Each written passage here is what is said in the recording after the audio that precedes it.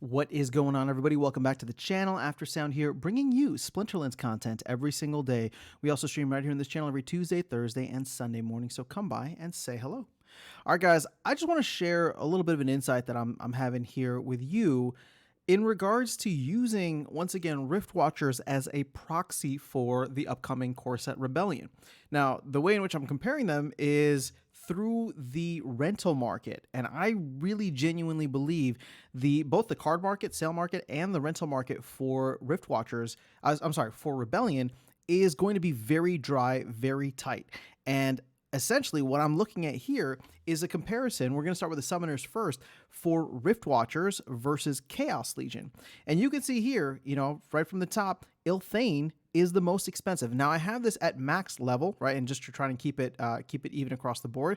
But even at max level, it is the most expensive, and there are, there's only 4 on the market for rent, and only 2 of those are available as max copies, right? You can see here that, sure, the rest of them, Thispa, Aquatis, Skargor, they're all near the bottom. But Fernheart, which is probably the only other one that people actually use, there's not even a max copy available for rent. So you can see here just how competitive it is going to be to try and get those cards. And you can make the argument, right? Sure, okay, well, Rift Watchers isn't the same as Rebellion, but I would say that Rift Watchers, the airdrop design is the same as Chaos Legion. So people probably did buy a lot of extra packs. So there's probably more out there than people necessarily need, although I would say we've probably started to scoop up a good amount of those. There's only like 100,000 or so, a little bit more than 100,000 that are actually circulating around, and less than 1 million that have been opened. So as we think about the incentive structure for Rebellion and what that could mean in terms of having higher leveled and probably maxed monsters available for people to rent, they just might not be there, right? So let's take a quick look at the units as well, because I think this will highlight something even more so, right?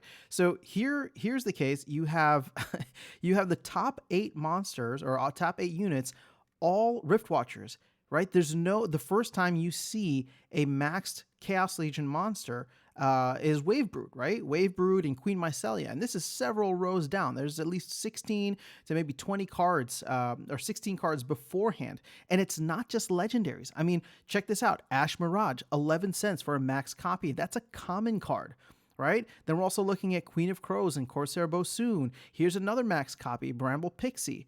So all of these cards are going for an absolute premium. And when Rebellion does come out, keep in mind, just a reminder, right, with the airdrop conflicts there, people are not going to be buying as many packs. And if they do, they're not going to be dumping them on the marketplace. They're going to be holding them. Also, if people are opening up cards, they may start renting out because the rental market's going to be good.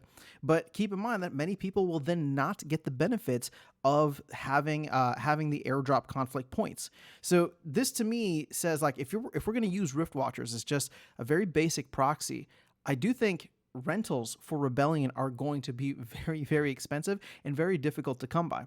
Now, I actually think that's going to be a good thing long-term, medium to long-term for the Rebellion set, because that will incentivize many people to just go out and buy cards, because these cards will have value. If you can't buy them for cheap on the marketplace and you can't rent them, people will be incentivized to take a chance, buy a pack, open it up, and if the card value is good, right, and the card values are all relatively high, that expected value for packs is going to be pretty decent. And right now, considering we've had a pump in DEC and obviously a pump in vouchers, but you'll be able to get packs for roughly $4 a pop, right, plus vouchers, right? Again, assuming DEC's at peg and assuming vouchers don't go anywhere too crazy in terms of price.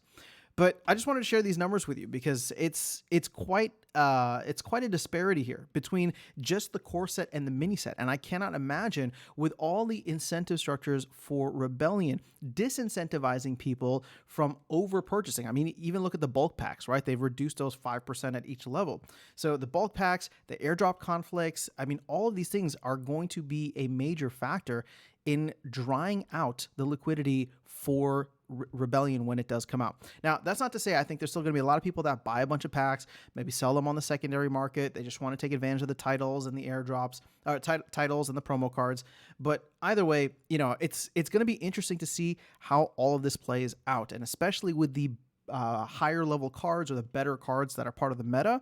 I mean, those things are going to rise to the top very quickly. And as I said before, gold foils too are probably going to rise to the top very quickly because those will provide a ton of collection power, especially when maxed out or leveled up. So I'm very excited for Rebellion and what it can do and how it will be treated. I know people aren't feeling necessarily great about Chaos Legion, but this is kind of the reality that we live in. I just want to share the proxy that I'm using here and show you just the massive disparity in what the rental market looks like. And I think that is only going to continue or get even wider once we get to Rebellion. But let me know your thoughts in the comments below. Otherwise, I'll catch you all in the next video and see you around the game. Take care.